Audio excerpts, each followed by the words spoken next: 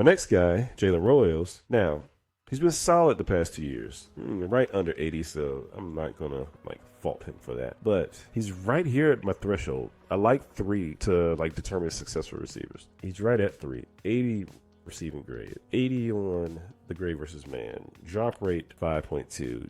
That's good. Not great, but good. Test catch rate of 53%. Good. That's probably what 8 for 15 probably.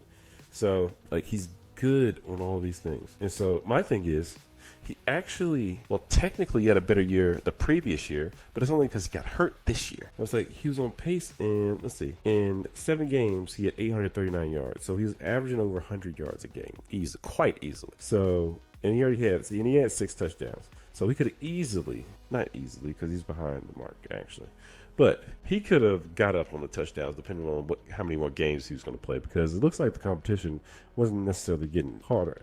It's getting easier, harder. See, he played USC, and then it looks like he picked it up during this.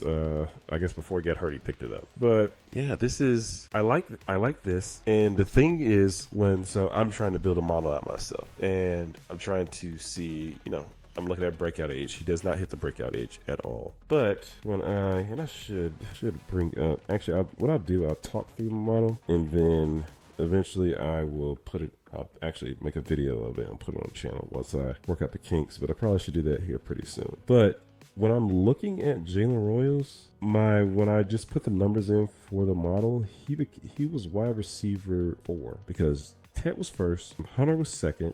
I keep forgetting Hunter as the wide receiver.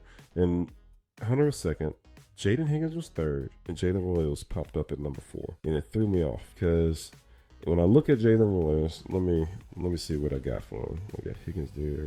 Where did I put Jalen Royals at? There we go. Okay. So he doesn't hit the under 20 threshold. His dominator rating for his best season was 38.8%. You like to see that over 30. That was the other good thing about Higgins, by the way. His receiving yard share was 34.5%. I would say the marks, because I want to say that one was supposed to be over 25, and that was crushed that mark easily. Best season, I would say he had 1,000 yards, 15 touchdowns. We know he got injured. Had 3.0 yards per hour run. Catch rate of 73.9 in 2023. Yak ability, what we like to see at 7.9. So that means he's physical.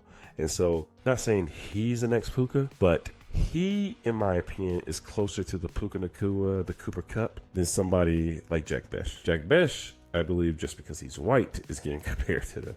But, and Puka's, I don't think, is Puka considered white? Maybe he is. I'm not sure. But I would consider him more Hawaiian than anything. But to me, Jalen Royals would be closer into that range. Now, the injury thing and the injury risk is something you have to watch out for. But let's go into a few other things with him. Okay, so if we RAS score, that's cool. I believe that he had a 9, but not truly worried about that. But the thing is so the breakout age, minor flag.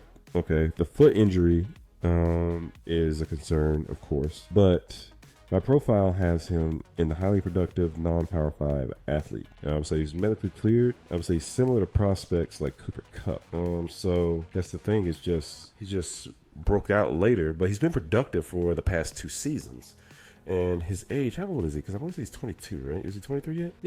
He's a young 22. Honestly, okay. And what I need people to understand. So somebody like him and Ted are the same age. Ted is 22. Jalen Rose is 22 and 0.1. So that could be 1 month, 2 months, whatever. They're the same exact age. Just one's a senior, one's not. I want to say Higgins is probably close to him as well. Higgins is 22.3. These guys are the same age. I think people in their heads, they gotta get that out their heads. Yeah, the only real young person on here is Luther Burden.